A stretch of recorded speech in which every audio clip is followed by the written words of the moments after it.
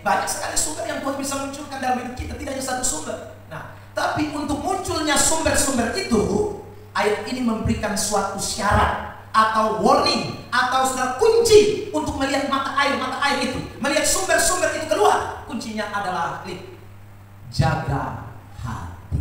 Sama-sama sebut. 1, 2, 3. Jaga hati. Mau mata air masa depan? Gampang. Jaga hati. Mau mata air yang namanya saudaraku pengharapan? Gampang. Yang penting jaga hati.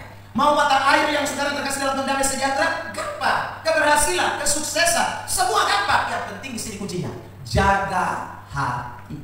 Nah, menarik. Kata menjaga hati di dalam ayat itu dipakai bahasa Ibrani-nya adalah mismar nashar. Mismar nasar itu artinya menjaga seperti seorang pengawal atau penjaga benteng.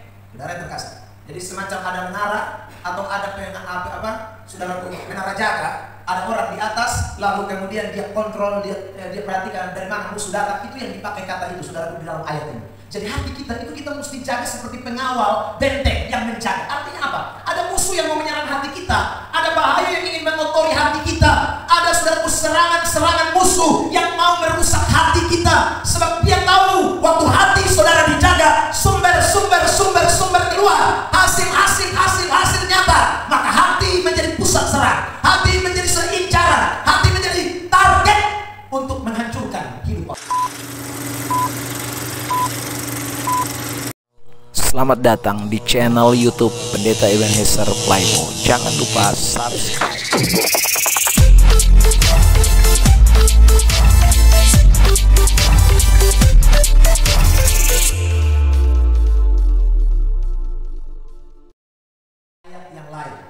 Nah, karena itu pada kesempatan malam hari ini saya mau soroti mengenai Amsal 4 ini, ayat 24 sampai dengan ayat yang ke-27, di bawah tema yang tadi saya sudah sebutkan, orang Kristen yang memiliki sumber kehidupan. Saudara yang terkasih di dalam Tuhan, alasan saya memunculkan tema itu mulai dari ayat yang ke-23 itu, dari kalimat yang kita bisa perhatikan di situ ada kata terpancar kehidupan. Ini merupakan kerinduan Tuhan ya bagi kita semua. Tuhan memiliki kerinduan agar orang-orang Kristen itu memiliki sumber kehidupan atau terpancar kehidupan, dari bahasa Ibrani-nya yatsa hayim.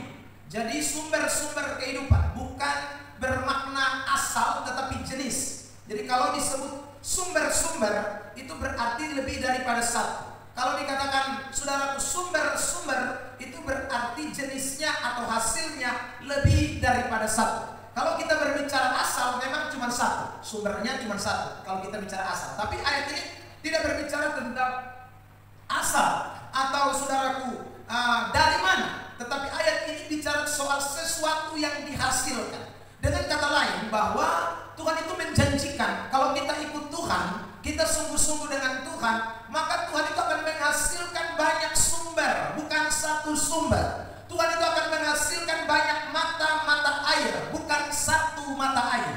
Saudara yang terkasih di dalam Tuhan Yesus Kristus, sebelum kita lihat kutipan ayat dalam kitab Mazmur 36 ayat 9, saya mau tunjukkan dulu satu ayat dalam Injil Yohanes 7 ayat yang ke-37 ya. Injil Yohanes pasal 7 ayat 37. Kita lihat teks ini ya. Yohanes pasal 7 ayat 37. Ya. Dan pada hari terakhir, yaitu pada puncak perayaan itu, Yesus berdiri dan berseru, barang siapa haus, baiklah ia datang kepadaku dan minum. Berarti Yesus ini menjadi asal atau sumber daripada air itu. Tetapi nanti kita lihat di ayat 38. Mari kita lihat Yohanes 7 ayat 38. Perhatikan ini, saudara. Barang siapa percaya kepadaku, ya, seperti yang dikatakan oleh kitab suci, dari dalam hatinya akan mengalir. Coba sambung kalimat itu. Aliran air hidup. Garis bawahi kata aliran. Itu berarti tidak hanya satu jenis atau satu sumber, tetapi aliran itu menunjuk kepada beberapa sumber atau beberapa jenis. Asalnya cuma satu, tetapi ketika dialirkan itu mengeluarkan beberapa sumber atau mengeluarkan beberapa mata, mengeluarkan beberapa jenis. Itu yang Alkitab katakan. Jadi saudara yang terkasih di dalam Tuhan Yesus Kristus, Tuhan ini luar biasa ya. Dia menjanjikan sesuatu yang luar biasa bagi kita. Karena dia tidak mau hanya Anda mendapatkan satu mata air saja, tapi dia mau munculkan banyak mata air. Dia mau muncul banyak sumber-sumber. Sehingga saudara yang terkasih dalam Tuhan, kita itu tidak akan mengalami yang namanya kekeringan. Kita tidak akan mengalami yang namanya ketidakpuasan. Kita tidak mungkin mengalami yang namanya ketidakkenyangan atau ketidakberkatan. Kita pasti terus diberkati Tuhan. Karena sumber yang Tuhan munculkan atau aliran yang Tuhan berikan kepada kita itu bukan cuma satu, tapi aliran-aliran, sumber-sumber, mata-mata air itu Tuhan berikan kepada kita. Lihat sekarang Mazmur 36. Kembali di PowerPoint 36 ayat 9. Mereka mengenyangkan dirinya dengan lemak. Di rumahmu engkau memberi mereka minum dari sungai kesenanganmu. Saudara yang terkasih, jadi Tuhan itu janji sama kita, dia akan kenyangkan kita dengan lemak, dengan saudaraku minum air sungai kesenangan. Ya, karena sekali lagi dia tidak mau Anda dan saya tidak mengalami sesuatu yang luar biasa dalam hidup ini. Jadi saudara, Tuhan ini kasih berbagai macam sumber di dalam hidup saudara dan saya. Ya, jadi kalau kita percaya Yesus, sekali lagi tidak hanya satu mata air yang Tuhan munculkan, tapi banyak mata air. Kalau saudara percaya Tuhan dengan sungguh-sungguh, bukan hanya satu sumber yang Tuhan kasih, tapi sumber-sumber Tuhan kasih. Jadi ini kurang enak apa hidup di dalam Tuhan, saudara yang terkasih dalam Tuhan Yesus. Nah, saya coba berikan beberapa penjabaran tentang sumber-sumber yang Tuhan berikan kepada kita. Lihat, yang pertama, Tuhan memberikan sumber yaitu masa depan dan damai sejahtera. Tuhan memberikan kepada kita ini sumber mata air yang namanya masa depan. Tuhan memberikan kepada kita mata air yang namanya damai sejahtera. Ayat yang sudah pernah kita bahas, Yeremia 29 ayat yang ke-11. Sebab aku ini mengetahui rancangan-rancangan apa yang ada padaku mengenai kamu. Demikianlah firman Tuhan, yaitu rancangan damai sejahtera dan bukan rancangan kecelakaan, untuk memberikan kepadamu hari depan yang penuh harapan. Ini satu sumber. Sumber yang berikut, apa yang Tuhan mau berikan kepada kita lagi? Selain dia kasih kita damai sejahtera, dia kasih kita, saudaraku, masa depan yang penuh harapan. Dia kasih kita sumber yang berikut lagi, keberhasilan. Ini, mari perhatikan ayat Mazmur 1 ayat 3. Ia seperti pohon yang ditanam di tepi aliran air, yang menghasilkan buahnya pada musimnya, dan yang tidak layu daunnya. Apa saja yang diperbuatnya berhasil. Jadi saudara lihat, Tuhan kasih mata air yang namanya damai sejahtera, Tuhan kasih mata air yang namanya masa depan, Tuhan kasih mata air yang namanya keberhasilan. Ini Tuhan kasih sama kita, orang-orang percaya. Lihat lagi sumber yang berikutnya, Amsal 3 ayat 2. Karena panjang umur dan lanjut usia serta sejahtera akan ditambahkan kepadamu. Wah, Tuhan kasih lagi sumber mata air yang namanya panjang umur. Tuhan tambahkan kepada kita. Jadi sudah berapa sumber itu? Sudah sumber masa depan, sumber yang namanya damai sejahtera, sumber keberhasilan, sumber panjang umur. Tuhan tambahkan kepada kita, saudara yang terkasih. Jadi kalau kita lihat Alkitab ini, banyak sekali sumber yang Tuhan bisa munculkan dalam hidup kita, tidak hanya satu sumber. Nah, tapi untuk munculnya sumber-sumber itu, ayat ini memberikan suatu syarat atau warning atau sudah kunci untuk melihat mata air itu, melihat sumber-sumber itu keluar. Kuncinya adalah jaga hati. Sama-sama sebut. 1, 2, 3. Jaga hati. Mau mata air masa depan? Gampang. Jaga hati. Mau mata air yang namanya saudaraku pengharapan? Gampang. Yang penting jaga hati. Mau mata air yang saudara terkasih dalam damai sejahtera? Gampang. Keberhasilan, kesuksesan, semua gampang. Yang penting di sini kuncinya, jaga hati. Nah, menarik. Kata menjaga hati di dalam ayat itu dipakai bahasa Ibrani-nya adalah mismar nashar. Mismar nasar itu artinya menjaga seperti seorang pengawal atau penjaga benteng. Saudara yang terkasih.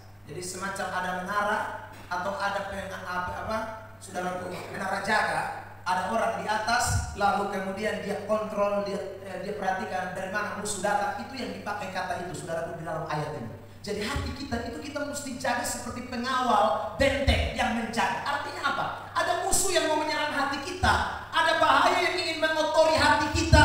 Ada, saudaraku, serangan-serangan musuh yang mau merusak hati kita. Sebab dia tahu waktu hati saudara dijaga, sumber keluar, hasil nyata. Maka hati menjadi pusat serang, hati menjadi incaran,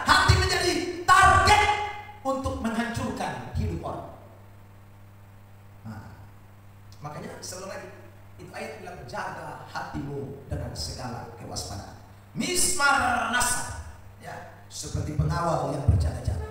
Yang letih, orang Kupang bilang letih terus, dia pengen lihat kiri kanan terus perhatikan. Karena ada musuh yang akan menyerang. Nah, coba kita lihat saja apa bahaya musuh yang perlu kita waspadai. Saudara, bahaya musuh yang pertama itu dia serang lewat perkataan, lewat mulut, lewat bibir. Jadi kalau mulut son bisa jaga baik-baik, bibir son bisa jaga baik-baik, maka mulut itu menjadi pintu celah. Ini apa saudaraku? Setan itu atau iblis atau musuh kita menyerang hati kita. Dia tidak bisa langsung target hati, tidak bisa. Dia mulai dari mulut saudara. Dia mulai dengan saudaraku, bibir perkataan kita yang kita tidak seringkali hati-hati untuk mengucapkan kata-kata. Amsal 4 ayat 24. Tadi ayat 23. Sekarang kita lihat di ayat 24. Ya, bersama-sama 1, 2, 3. Buanglah mulut serong daripadamu dan jauhkanlah bibir yang dolak-dalik daripadamu. Saudara, ini kunci pertama. Jadi kalau jaga hati itu dari mana? Ingat, jaga hati itu berarti kita semua mesti waspadai mulai dari mulut kita. Sebab musuh, saya ulangi, pintu masuk yang pertama, dia mau menyerang hati kita jadi kacau balau, hati kita jadi kotor, hati kita jadi tidak bersih. Itu lewat perkataan kita, lewat mulut kita. Makanya Amsal 4 ayat 24 mengingatkan kepada kita, buang mulut serong daripadamu, jauhkan bibir yang dolak-dalik daripadamu. Apa yang dimaksud dengan mulut serong dan bibir dolak-dalik? Mari kita lihat. Mulut serong dan lidah atau bibir yang dolak-dalik itu berbicara tentang perkataan-perkataan yang tidak berdasarkan kebenaran. Atau dalam bahasa Ibrani dipakai kata ikespa, lasuk sapatayim dalam bahasa Ibrani. Saudara yang terkasih dalam Tuhan, tidak berbicara di atas dasar kebenaran itu merusak hati kita. Ketika kita berbicara tidak dengan fondasi kebenaran atau mulut serong, bahasa Indonesia bilang bibir yang dolak-dalik, itu kata Alkitab, maka hidupmu, hatimu akan menjadi kotor. Kalau hati jadi kotor, maka sumber mata air akan tertutup. Kalau sumber mata air tertutup, maka hidupmu tidak akan lihat keberhasilan, tidak lihat panjang umur, tidak lihat saudaraku masa depan penuh harapan, tidak lihat kesuksesan. Oleh sebab apa? Yang mulut yang tidak berbicara di atas kebenaran, anak-anak Tuhan. Makanya hari ini katakan ya di atas ya, tidak di atas tidak. Jangan bicaranya putar kembali. Saudara yang terkasih dalam Tuhan, ini menjadi penting. Sebab berbicara tidak di atas kebenaran itu bikin rusak hati, bukan bikin rusak mulut. Nanti saudara bandingkan dengan kitab Yakobus ya, saudara yang terkasih dalam Tuhan. Sebab kalau mulut kita sudah tidak menyatakan yang benar, itu ayat bilang begini dalam kitab Yakobus 3, tidak bisa dari satu mulut itu keluar dua jenis mata air, ada berkat, ada kutuk, tidak bisa. Kalau kita mengeluarkan kata-kata ketidakbenaran, maka hasilnya pasti tidak benar. Kalau kita keluarkan kata-kata benar, maka hasilnya juga pasti benar. Itu diikuti oleh apa yang kita katakan dari mulut kita. Saya mau bandingkan dengan ayat ini, Amsal 18 ayat 21 lebih dulu. Amsal 18 ayat 21. Mari kita lihat teks itu ya. Amsal 18 ayat 21. 1, 2, 3. Hidup dan mati dikuasai lidah. Siapa suka menggemakannya akan memakan buahnya. Jadi kalau menggemakannya kebenaran, makan buah kebenaran. Ya, kalau menggemakannya tidak kebenaran, maka pasti nikmatinya juga tidak benar. Itu dikatakan dalam ayat itu, hidup dan mati dikuasai lidah. Hidup itu sudah identik dengan tadi yang sumber-sumber. Mati itu juga identik dengan sumber-sumber. Jadi kalau itu sumber-sumber hidup, sumber-sumber itu keluar mata airnya yang tadi saya sebut, keberhasilan, damai sejahtera, kesuksesan, segala macam. Maka mulai perkatakanlah perkataan-perkataan kebenaran. Ini kuncinya. Saudara yang terkasih dalam Tuhan, Amsal 10 ayat 31. Satu ayat lagi, kita perhatikan teks ini. Amsal 30 ayat 31. Firman Tuhan berkata begini, 1, 2, 3. Mulut orang benar mengeluarkan hikmat, tetapi lidah bercabang akan dipotong. Jadi kalau lidah itu sone benar, sone mengatakan suatu kebenaran, akan dikerat. Tapi kalau mulutmu memperkatakan sesuatu yang benar, saudara dikatakan di situ itu mulut orang benar. Pasti keluarnya hikmat, keluarnya perkataan-perkataan yang benar, dan itu menghasilkan berkat. Ayat yang tadi saya sudah kutip, Yakobus 3 ayat 10. Oke, sama-sama 1, 2, 3. Dari mulut yang satu keluar berkat dan kutuk. Hal ini saudara-saudaraku tidak boleh demikian terjadi, karena tidak bisa. Tidak bisa dari mulut satu keluar berkat, tidak bisa dari mulut satu keluar kutuk. Kalau mau berkat, maka keluarkan berkat. Kalau mau kutuk, maka keluarkanlah kutuk. Maka saya ulang lagi, sumber mata air itu akan keluar ketika Anda dan saya mulai jaga hati. Dan jaga hati yang pertama, jangan pernah lupa, dimulai dari mulut dan perkataan kita. Waktu mulut kita sudah tidak mengatakan kebenaran, maka sesungguhnya hati kita juga sudah ternodai. Waktu mulut kita sudah tidak mengatakan ya di atas ya, maka hati kita sudah mulai kotor. Hati kita mulai terkontaminasi. Hati kita mulai hancur. Nah, kalau hati kita sudah diporak-porangi setan, maka mata air semua dia akan tutup habis. Kalau tutup, maka tidak akan keluar yang namanya sumber kehidupan. Karena itu, jangan pernah lupa, perkatakanlah perkataan yang benar. Saudara yang terkasih, yang kedua, bagaimana kita menjaga hati? Selain dia bicara soal pintu yang pertama yang bisa dimasuki oleh setan itu adalah mulut. Pintu yang kedua yang bisa dimasuki setan itu adalah mata. Jadi hati-hati dengan mata kita. Karena hati bisa rusak, hati bisa kotor, hati bisa saudara tidak memancarkan kehidupan, hati bisa sumber-sumber semua tertutup. Kalau pintu mata kita tidak jaga dengan sebaik-baiknya. Amsal 4 ayat 25. Mari kita lihat. Amsal 4 ayat 25 dalam hitungan 3.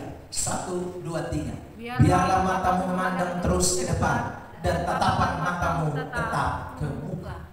Biarlah matamu itu memandang terus ke depan, tatapan matamu itu tetap ke muka, kata Alkitab. Saudara yang terkasih dalam Tuhan, ini menarik untuk kita bahas lebih dalam. Perhatikan, mata memandang ke depan itu dipakai kata yabitu. Dan kemudian kalimat yang keduanya, tatapan matamu, itu dipakai kata yeyaseru. Artinya apa? Mengendalikan arah pandang. Ya saudara, ini juga berarti lurus, langsung, tidak menyimpang. Ya saudara, jika kita tetap mengendalikan arah pandang agar tidak menyimpang, saudara yang terkasih dalam Tuhan. Ya, ibaratnya kalau ada pelari, ya saudara, waktu dia lari dia mesti fokus di tujuan. Dia tidak boleh lihat kiri kanan, ya saudara, sebab itu akan menjadi bahaya sekali. Nah, itu kata yang dipakai di dalam teks ini. Jadi saudara, dalam hidup kita ini kita seperti ada dalam gelanggang pertandingan, yang mana arah mata kita tidak boleh ke arah lain. Pandangan kita harus lurus, kita harus tertuju ke depan. Saudara yang terkasih di dalam Tuhan, sebab waktu kita berpaling, waktu kita tidak lagi melihat ke depan, waktu kita arah kita sudah tidak terarah ke depan, maka hati kita jadi rusak, hati kita jadi kotor, hati kita jadi terkontaminasi dengan berbagai macam pandangan yang di kiri kanan itu. Makanya Tuhan suruh kita matamu lihat ke depan. Di depan itu selalu terarah kepada apa yang disebut di dalam Alkitab. Saudara, itu bicara tentang Kristus, sorga. Ke depan itu bicara tentang sesuatu yang lebih besar yang ada di depan. Saya berikan contoh ayat Yesaya pasal 45 ayat yang ke-22. Perhatikan ayat ini. Yesaya 45 ayat 22. 1, 2, 3. Berpalinglah kepadaku dan biarkanlah dirimu diselamatkan, hai ujung-ujung bumi, sebab akulah Allah dan tidak ada yang lain. Kata berpalinglah itu sama dengan kata yang tadi dipakai yebitu atau yeyaseru, artinya pandang ke depan. Siapa yang kita pandang? Kristus, Tuhan. Maka dirimu akan diselamatkan. Ya, tapi kalau pandanganmu kiri kanan, waduh, berat. Saudara yang terkasih, artinya tidak kepada Kristus, kita lihat kepada apa yang ada di sekitaran kita, maka kita tidak akan melihat sesuatu yang baik terjadi di dalam hidup kita. Ibrani 12 ayat 2. Perhatikan ini saudara, marilah kita melakukan dengan mata yang tertuju kepada Yesus. Tidak boleh lihat kiri kanan, saudara. Sebab kalau mata kita lihat kiri kanan, hati kita terkontaminasi, hati kita jadi kotor, hati kita saudara menjadi tidak bersih. Dan kalau hati sudah tidak bersih, maka pasti hidup kita juga tidak akan lihat sumber-sumber yang baik. Ya, makanya saudara setiap hari mata lihat mimpi Tuhan. Ya, jangan pilih yang lain-lain. Kalau betul lihat orang, kalau betul lihat bertumpung diri, maka bisa jadi orang-orang yang terkontaminasi bertumpung hati. Begitu dia bertumpung diri sendiri, saudara, kadang-kadang betul bisa pesimis, kadang-kadang betul bisa jadi sombong, kadang-kadang betul bisa jadi lupa diri. Tapi begitu betul lihat Kristus, betul arah akan jadi jelas, kita pun jalan akan terarah dengan sungguh-sungguh. Waktu betul lihat orang, betul akan bandingkan kiri kanan, betul bisa jadi sudah lemah karena lihat orang, kata-kata orang, ya saudara, segala macam. Tapi coba kita arahkan pandangan kita ke depan, saudara, hati kita jadi bersih, hidup kita jadi diberkati. Anak-anak Tuhan. Nah, ini prinsip yang kita tidak boleh lupa. Orang dunia saja punya prinsip, ya saudara. Prinsip orang dunia itu kan bilang begini, anjing mendorong kafilah berlari. Ya, saudara, maksudnya apa? Ya tidak usah peduli dengan kata-kata orang. Kita mesti lihat apa yang ada di depan kita. Sebab kalau kita hanya peduli dengan apa yang menjadi kata-kata orang di sekitar kita, mata kita lihat kiri, mata kita lihat kanan, akhirnya hidup kita kita jadi kotor, hati kita tidak bersih, dan itu membuat sumber-sumber mata air itu tidak memancar keluar, anak-anak Tuhan. Ya. Jadi ini hal yang kita tidak boleh lupakan. Jadi Tuhan ajarkan sekali lagi mulut kita itu jaga baik-baik, karena setan bisa pakai mulut orang untuk buat sumber-sumber mata air tertutup. Kedua, saudara, setan bisa buat mata kita akhirnya terkelabui sehingga hati kita jadi kotor, sehingga sumber-sumber mata air pun tidak akan nampak. Karena itu tiap hari jaga hati dengan cara, sekali lagi, mulut dijaga, hati dijaga dengan cara mata pandangan kita. Yang ketiga, saudara yang terkasih dalam Tuhan, selain mata, di situ ada kaki kita. Nah, saudara yang terkasih dalam Tuhan, ayat 26 dan 27. Mari kita lihat teks ini, 26 dan 27. Amsal 4, tempuhlah jalan yang rata dan hendaklah tetap segala jalan, dan janganlah menyimpang ke kanan atau ke kiri. Jauhkanlah kakimu dari kejahatan. Kaki tidak menyimpang. Saudara, makna dari kaki tidak menyimpang ini dipakai kata pailes dan yikon dalam dua kata itu, saudara. Kan tadi kita menemukan jalan yang rata, kaki tidak boleh menyimpang, jalan tidak boleh ke kiri dan ke kanan. Itu dua kata yang dipakai. Pailes itu artinya mengukur, menimbang, menyusun dengan hati-hati. Ya. Lalu kemudian yikon itu artinya menjadi teguh, mantap, terarah. Artinya apa? Kita ini dilarang untuk, saudaraku, berkompromi. Ya. Kita ini dilarang untuk jadi orang yang sekali lagi pelin-pelan, tidak terarah kepada tujuan, lalu kemudian kita mulai geser kiri dan geser kanan. Hari Senin kemarin kita sudah belajar dari Paulus. Paulus itu konsisten sekali, ya saudara. Dia tidak pernah berubah, dia tidak pernah kompromi, dia tetap mau masuk penjara ke penjara, ya sudah, mau bunuh, ya dia tetap kebenaran di atas kebenaran. Dia pun kaki tidak menyimpang, dia pun kaki tidak lari kiri lari kanan. Dia betul-betul, saudaraku, terarah, mantap, teguh, ya itu. Dia sudah pastikan bahwa ini benar, ini betul-betul terukur, tidak bisa belok kiri belok kanan. Anak-anak Tuhan, nah hidup kekristenan itu begitu. Kalau mau lihat sumber-sumber mata air, memang cara keluar, maka hati mesti jaga baik-baik. Hati mesti jaga dengan cara apa? Kaki. Karena hati kotor itu tidak langsung kotor. Dari kaki kita ini, kaki yang sabantar kompromi dosa, sabantar menggila dan dosa, itu yang akan bikin hidup kita jadi kacau balau, anak-anak Tuhan. Makanya firman Tuhan ingatkan kepada kita, Amsal 3 ayat 6. Akuilah dia dalam segala lakumu, maka ia akan meluruskan jalan. Akui Tuhan. Maksudnya apa? Jangan kompromi dengan dosa. Tempatkan Tuhan itu sebagai yang benar, yang prioritas dalam hidup kita, dan tidak ada yang lain yang bisa mengubah langkah kita. Mazmur 37 ayat 23 dan 24 mengatakan begini, Tuhan menetapkan langkah-langkah orang yang hidupnya berkenan kepadanya, atau yang tidak bengkok kiri bengkok kanan. Apabila ia jatuh tidaklah sampai tergeletak, sebab tangan Tuhan menopang tangannya. Saudara yang terkasih dalam Tuhan, nah ini, jadi kita semua yang hadir pada kesempatan ini, saya ulang lagi, Tuhan itu bukan hanya kasih satu sumber, ya. Ini ibaratnya satu sumber, bukan hanya ini, oh Pak, saya ini kan cuma buka kios selesai. Enggak, Tuhan itu kasih sumber di sini, di sini, di sini, di sini, di sini, di sini. Semua sumber dia bisa buka. Tidak ada satupun yang dia tidak bisa buka. Saudara yang terkasih dalam Tuhan. Tapi sumber itu hanya terbuka kalau hati dijaga dengan baik. Kenapa hati mesti dijaga? Karena hati itu menjadi pusat serangan setan. Setan menyerang dengan cara apa? Lewat perkataan, lewat mata, lewat tingkah laku kita. Dia tahu kalau mata sudah salah, mulut sudah salah, langkah sudah salah, hati pasti kotor. Kalau hati kotor, maka sudah pasti hidup berantakan, ya. Hidup pasti kacau, hidup pasti tidak diberkati, sumber tertutup semuanya. Tapi kalau hidup kita jaga ini tiga hal ini, saudara terkasih, hati pasti bersih. Dan kalau hati bersih, Tuhan akan bukakan mata air yang luar biasa. Ada amin? Tuhan Yesus memberkati kita dengan firman. Jadi ini penting buat kita semua. Orang Kristen sekali lagi jangan pernah takut, karena kita memiliki banyak sumber kehidupan ketika kita sungguh-sungguh hidup dengan menyenangkan hati Tuhan. Haleluya. Kita mau bersyukur buat firman.